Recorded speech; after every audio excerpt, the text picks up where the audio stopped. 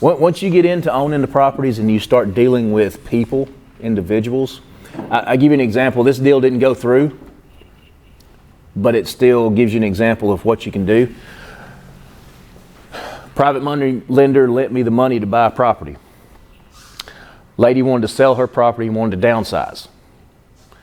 She wanted $80,000 for her property, and I had a property I wanted $79,000 for. That's pretty close. That was the advertised price. I called the private money lender and I said, here's the situation. I got somebody with about an $80,000 house that needs repairs. After it's fixed, it's probably 150, 60. Need a lot of work. Also had a pool that was overgrown, needed to be filled in. It needed a lot of work. Wants to downsize. You have a mortgage on this property. Let me ask you something.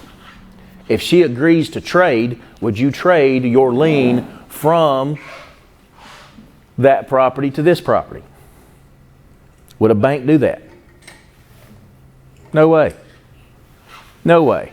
Bank would do that. What did he say? Yeah. Sure. He loaned me $30,000, $32,000, something like that.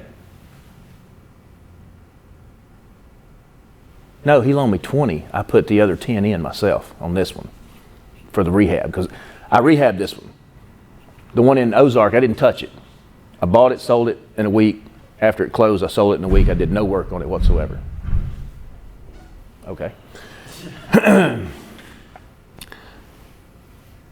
But he had a $20,000 lien on the property on a house that we sold for $79,000.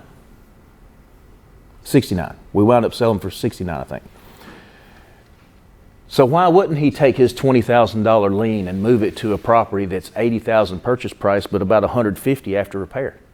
He's way more secure being where if we defaulted, he got a $150,000 house versus the other one.